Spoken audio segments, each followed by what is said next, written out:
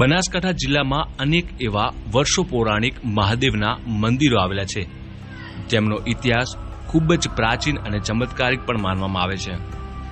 તેવું જ એક વર્ષો પૌરાણિક મહાદેવનું મંદિર અરવલ્લીની ગિરિમાળા વચ્ચે અને પ્રકૃતિના ખોળે અંબાજીથી માત્ર 7 કિલોમીટરના દૂર કોટેશ્વર મહાદેવનું મંદિર આવેલું છે. આ મંદિર વર્ષો પૌરાણિક મંદિર માનવામાં આવે છે અને અહીં અનેક લોકોની આસ્થા અને શ્રદ્ધા જોડાયેલી છે. શ્રાવણ માસમાં અહીં વિશેષ મહત્વ હોય છે અને સમગ્ર ભારતભરમાંથી લોકો દર્શન આવે છે. અરવલ્લીની ગિરિમાળાઓની અંદર જ્યાં 51 શક્તિપીઠનું મા ભગવતીનું હૃદય પડ્યું હોય તે અંબાજીથી પૈકી 7 કિલોમીટરની દૂરી ઉપર પ્રકૃતિના ખોળાની અંદર જ્યાં ચારે બાજુ હરિયાળી હોય એવા ભગવાન સ્વયંભૂ કોટેશ્વર મહાદેવનું મંદિર આવેલું છે. અને આ કોટેશ્વર મહાદેવનું મંદિર સ્વયંભૂ મહાદેવ છે, ભગવાન સ્વયં પ્રગટ થયેલા છે. આદિ જેને કહેવાય આપણા સ્કંદ પુરાણની અંદર આ કોટેશ્વર મહાદેવનો ઉલ્લેખ એવા આપણા પુરાણોમાં ઉલ્લેખ છે. એટલે અતિ પૌરાણિક મંદિર જેને કહેવાય.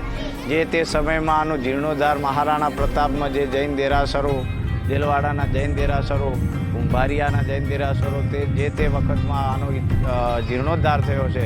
પણ આનો લિંગનો જે ઇતિહાસ છે એ અતિ પૌરાણિક.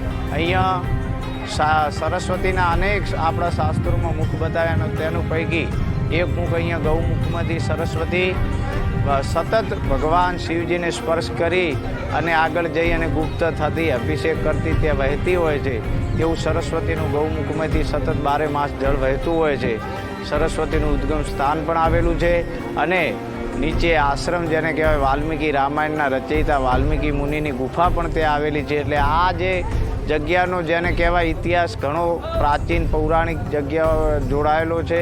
અને અહીંયા શ્રાવણ માસ આવો પવિત્ર માસ ચાલતો હોય ત્યારે ભારતભરની અંદરથી અનેક યાત્રાળુઓ અહીંયા ભગવાન ભોળાનાથના દરબારમાં આવતા હોય છે અને અહીંયા આવી અને ભગવાન પાસે પોતાના જીવનની અંદર એ ભગવાનને જળ અર્પણ કરે છે, સરસ્વતીનું બિલીપત્ર અર્પણ કરે, કોઈ રુદ્ર અભિષેક કરે, જેનાથી ભગવાન એમના તમામ આધિ વ્યાધિ ઉપાધિઓ દૂર કરે, આયુ આરોગ્ય ભગવાન ભોળાનાથ આપે. અને આ ચમત્કારી મંદિર જેને કહેવાય આ કોટેશ્વર મહાદેવનું અતિ પૌરાણિક ચમત્કારી મંદિર. તમે અહીંયા તમારી કોઈ પણ અપેક્ષા સાથે ભગવાન પાસે આવો તો દરેક જીવનની ઈચ્છાઓ અપેક્ષાઓ ભગવાન ભોળાનાથ પૂરા કરતા એવો કોટેશ્વર મહાદેવનો અતિ અકલ્પનીય જેને મહિમા કહેવાય, જેનો આપણે મહિમા પણ ના ગાઈ શકે એવા મહાદેવનો અહીંયા ભગવાન કોટેશ્વર મહાદેવનો સતત અતિ પૌરાણિક મંદિર અને જૂનું મંદિર આવેલું છે.